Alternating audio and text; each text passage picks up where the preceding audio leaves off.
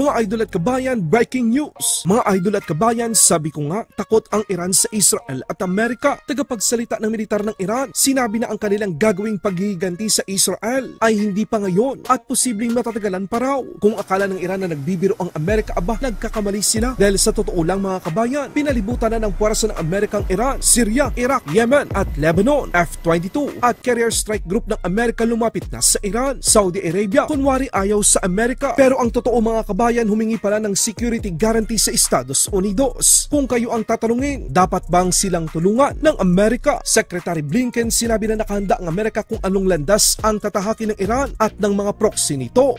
Given the heightened tensions, we have deployed additional assets to the region.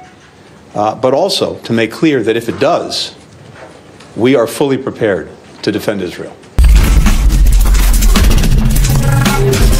Iran kinumpirma na hindi muna sila aatake sa Israel. Kung aatake man sila, hindi pa ngayon. Posibleng matatagalan pa ayon sa tagapagsalita ng Iran Revolutionary Guard. Isang pagpapakita na mahina at takot ang Iran sa puwersa na pwedeng gamitin ng pinagsamang Israel at Amerika laban sa kanila. Bakit ko nasabi yan mga kabayan? Sa dami ba naman ng mga military assets na ipinadala ng Amerika sa gitnang silangan, mapatubig o himpapawid man, Middle East, nagmistulang military base ng Amerika sa tulong at pagbibigay basbas ng Jordan at Saudi Arabia na ilang milya lang ang layo sa Iran, Syria, Iraq, Yemen at Lebanon. Inilapit pa ng Amerika ang kanilang USS Theodore Roosevelt Carrier Strike Group malapit sa Iran. Ipinakita ng US Central Command ang paglipad ng mga F-22 Raptor, 5th generation stealth fighter jets sa himpapawid ng Middle East. Malamang sa malamang, nagsasalay ang pinakamalakas na eroplanong mandirigma ng Amerika kung paano maglunsad ang pag-atake sa mahalagang target sa Iran, Lebanon, Yemen, Iraq, Syria. Sa bandang Mediterranean Sea naman, malapit sa Israel at Lebanon. Araw-araw namang nagsasanay ang mga hovercraft sakay ang mga infantry vehicle ng Estados Unidos. Posibleng ito ang dahilan kung bakit biglang tumiklop na takot na duwag ang dating atat na militar ng Iran na aatake sa Israel dahil sa pagkasawi ng leader ng Hamas sa loob mismo ng Iran Revolutionary Guard Security Umbrella. Sa mga nagsasabing ang puwersang militar na dinideploy ng Amerika ay useless at pang-display lamang. Nagkakamali kayo. Ang pag-atras ng Iran sa kanilang planong opensiba laban sa Israel ay patotoo. Ito ay deterrence o isang panakot din sa mga laban. Ibig sabihin, if you hit us, we will hit you back much harder. May iwasan ang malawakang digmaan dahil alam ng Iran wala silang kalaban-laban kahit sa Israel lang. Ito ang isa sa mga dahilan kung bakit ayaw ng China na muling makabalik ang puwersa ng Amerika sa Pilipinas. Kaliwatan ng propaganda ang kanilang pinapakalat na kumo kapag nandyan ang Amerika, digmaan na, tihamak na mas malakas ng 10 beses ang gamit military ng Saudi Arabia kaysa Pilipinas. Pero pati Saudi Arabia nasa ilalim ng security umbrella ng Amerika. Sa pagbabalik ng Secretary of State ng Amerika sa Israel, sinabi nito sa mundo na dinagdagan pa ng Amerika ang kanilang puwersa sa rehiyon para maiwasan ang anumang digmaan. Pero kapag nangyari ito,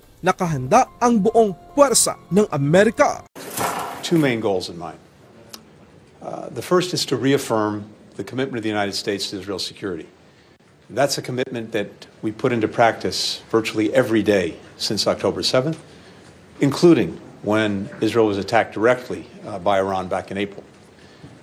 In recent weeks, given the heightened tensions, we have deployed additional assets to the region. The purpose of the deployment of these assets is not to provoke aggression, but rather to deter it. To make sure that it doesn't happen. But also to make clear that if it does, we are fully prepared to defend Israel. Laban Pinas.